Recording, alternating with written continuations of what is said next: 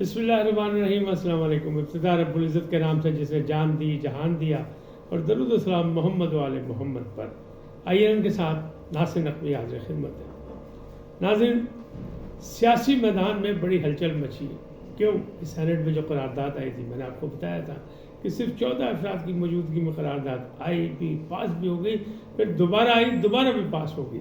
بہرحال show cause notice بھی جاری ہو گئے۔ عفان اللہ خان سے بھی پوچھ لیا گیا کہ جناب آپ نے کورم کی نشاندہی کیوں نہیں کی؟ پیپلز پارٹی نے بھی نوٹس جاری کر دیا اور پی ٹی آئی نے بھی نوٹس جاری کر دیا کہ جناب یہ کیا ہوا۔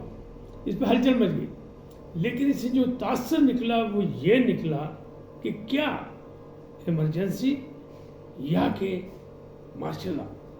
عجیب و غریب بات ہے، الیکشن کی طرف ملک جا رہا ہو اور لوگ تیاری کر رہے ہو اور اس میں ایک قسم کی باتیں شروع ہو جائیں، یہ کتنی عجیب و غریب بات ہے۔ سینٹ کی قرارداد ٹیسٹ کیس ہے، یہ بھی نشاندہی ہو رہی ہے، اور پھر ایوان صدر بھی جاگ گیا ایسے میں۔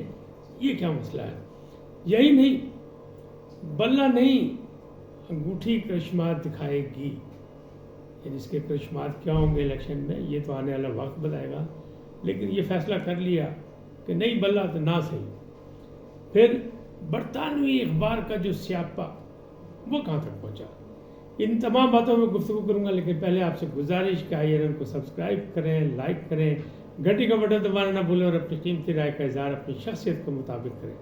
سدا سلامت رہیں۔ جی ناظرین، پہلی بات یہ ہے کہ سینٹ میں قرارداد آئی اور بار بار آئی، 2 دفعہ آئی، پاس ہو گئی، اور سینٹ میں افراد صرف تھے 14، اور 14 میں سے 3 تھے دوسرے۔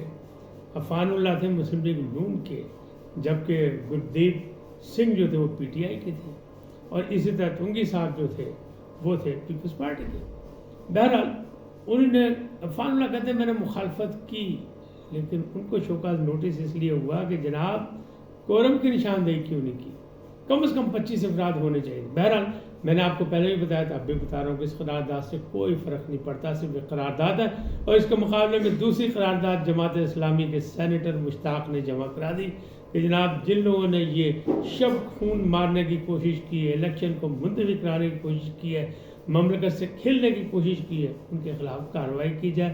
ایک قرارداد اور جمع ہو گئی، لیکن صادق سنجرانی اجلاس ملتوی کر کے غیر معینہ مدت کے لیے، تو یہ اس میں بھی تو کچھ دال میں کالا لگتا ہے۔ تاہم مختلف جرنلسٹ اور وہ جرنلسٹ جو ڈیوٹیفل جرنلسٹ ہیں، انہوں نے جناب ایک لاؤڈ اسپیکر کھول دیا اور اپنی رائے کا اظہار کرنا شروع کر دیا، جس میں نمبر 1 آئے، یعنی پہلے نمبر پر آئے جناب کامران خان صاحب۔ وہ کہتے بہت اچھا ہو گیا، ایسے حالات میں ہونے نہیں چاہیے، اس سے غلط ہونا تھا، غلط تاثر پیدا ہونا تھا، دھاندلی ہونی تھی، معاملات اور بگڑ جانے تھے، لہذا چلے ہی جانے چاہیے الیکشن، جبکہ پوری قوم چاہتی ہے کہ الیکشن ہو۔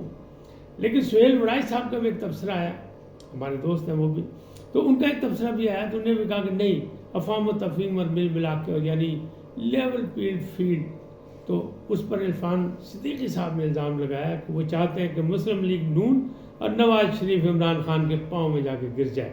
بہرحال یہ تبصرے اپنے اپنے جو مرضی تبصرہ کریں، یہ ساری چیزیں سے آپ کو آگاہی کے بطور دے رہا ہوں، لیکن مقصد یہ تھا، یہ ٹیسٹ کیس ہی تھا، جیسے لیبارٹری میں ٹیسٹ کرتے ہیں نا کہ رنگ نیلا پیلے سے اندازہ لگاتے کیا چیز زیادہ ہے کیا چیز کم ہے، اسی انداز میں انہوں نے یہ ٹیسٹ کیس کیا کہ دیکھیں اس کا ریئیکشن کیا ہوتا ہے۔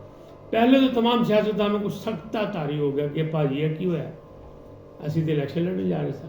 اچھا، جو لوگ مخالفین تھے نا کہ الیکشن نہیں ہونا چاہیے، وہ بھی خاموش ہو گئے، یعنی مولانا فضل الرحمان صاحب بھی، جبکہ اے این پی نے باقاعدہ بیان دیا کہ نہیں، ہم ان کے ساتھ نہیں، الیکشن ہونا چاہیے۔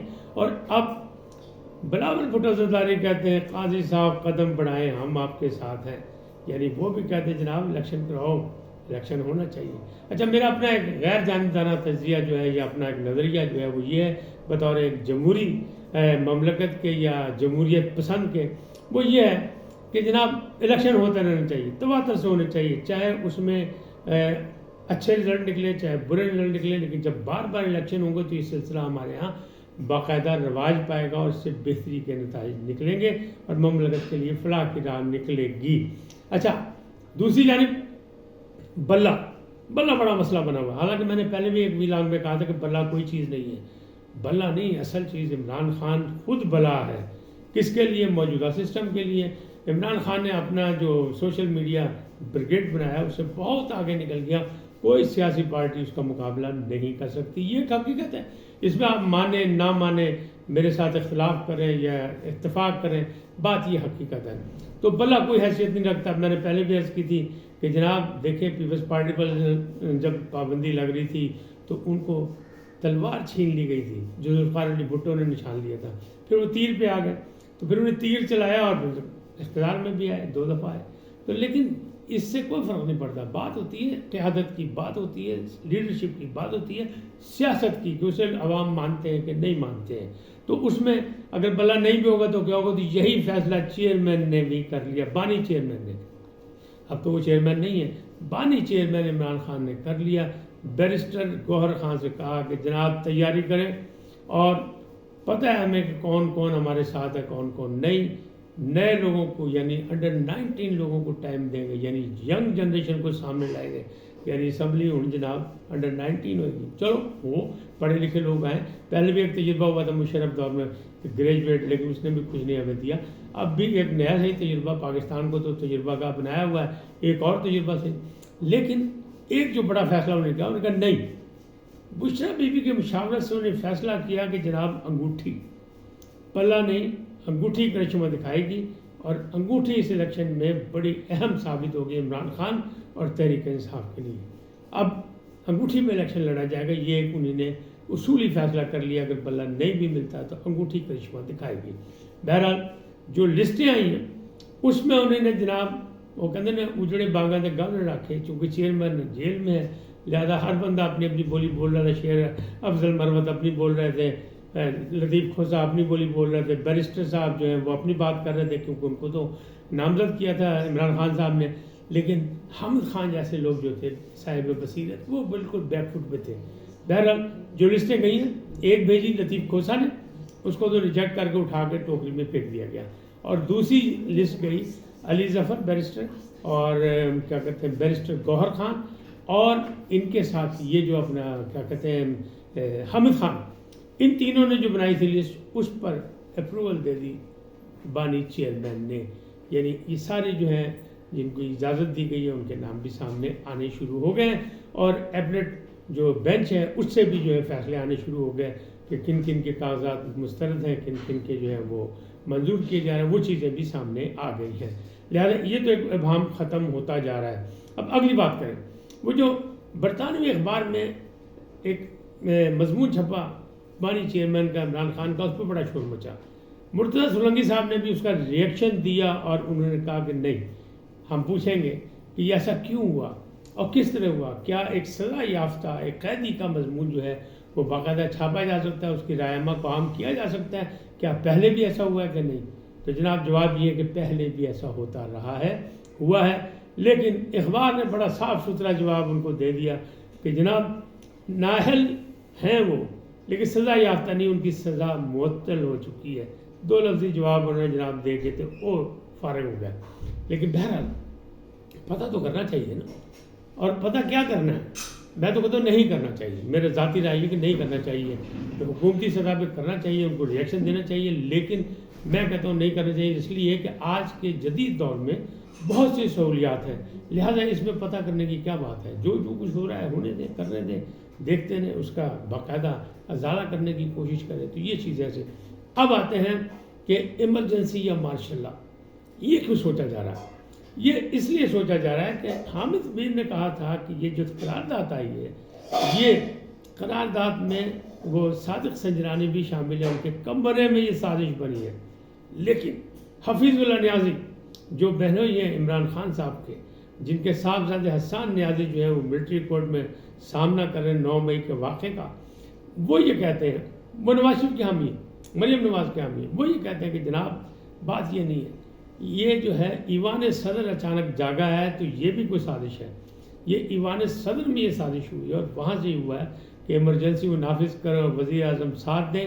اور وزیر اعظم کیوں ساتھ دیں؟ کاکڑ صاحب بھی چاہتے ہیں کہ پاجی اگر محسن نقوی صاحب 1 سال کی وزارت اعلیٰ کی موج کر سکتے ہیں تو وہ وزیر اعظم کیوں نہیں رہ سکتے؟ تو ان پہ بھی الزام لگ رہا ہے، کاکڑ صاحب پہ بھی، کہ یہ صدر صاحب سے ہاتھ جوڑی ہو گئی ہے اور یہ ایمرجنسی لگانا چاہتے ہیں، اور اگر حالات زیادہ خراب ہوئے جس سے دہشت گردی کے واقعات ہو رہے ہیں یا موسمی حالات ہیں تو پھر مارشل لا بھی لگ سکتا ہے. لیکن یہ سوچ کوئی جمہوری نہیں ہے، ایسی سوچ ہونی نہیں چاہیے. میرے خیال میں تو ایسا نہیں ہوگا، کیونکہ جس طرح بڑی طاقتیں جو ہے یعنی مسلم لیگ نون جو ہے وہ چاہے نہ چاہے لیکن الیکشن کے لیے تیار ہے، اور اسی طرح پاکستان پیپلز پارٹی نے بھی اعلان کر دیا ہے، اور پھر انہوں نے بھی یہ کہا ہے، پی ٹی آئی نے بھی یہ کہا ہے کہ ہم چاہے انڈر-19 سے کھیلیں لیکن یہ میچ کھیلیں گے، الیکشن کا میچ کھیلیں گے. تو یہ میچ کھیلا جائے گا. تو اب دیکھیں کیا ہوتا ہے، دن رہ گئے تھوڑے لیکن باقاعدہ سازشیں. پاکستان کو ہمیشہ جب پاکستان ترقی یا خوشحالی کی طرف جاتا ہے یا استحکام کی طرف جاتا ہے تو ہمارے بیچ میں سے یعنی کالی بھیڑیں کچھ ایسی نکل آتی ہیں، چاہے وہ سیاسی طور پہ ہوں، چاہے وہ بیوروکریسی کے انداز میں سے نکلیں، کہیں سے نکلیں، خواہشیں لوگوں کی ہوتی ہیں کہ بھائی ساڑھا ڈنڈا چلنا چاہیے. اس وقت جو ہے سب چاہتے ہیں کہ الیکشن ہو، اور میں بھی سمجھتا ہوں کہ اگر پارلیمانی نظام پاکستان میں چلنا ہے تو الیکشن ضروری ہے، چاہے اس کا نتائج کچھ بھی نکلے. پارٹی جو جیتے، جس کی اکثریت ہو، اسے اقتدار ملنا چاہیے. آج اتنا ہی. آپ اپنی رائے کا اظہار کریں. آپ سے گزارش ہے کہ IAN کو سبسکرائب کریں، لائک کریں، گھنٹی کا بٹن دبانا نہ بھولیں، اور اپنی قیمتی رائے اپنی شخصیت کے مطابق دیں. سدا سلامت رہیں. اللہ نگہبان.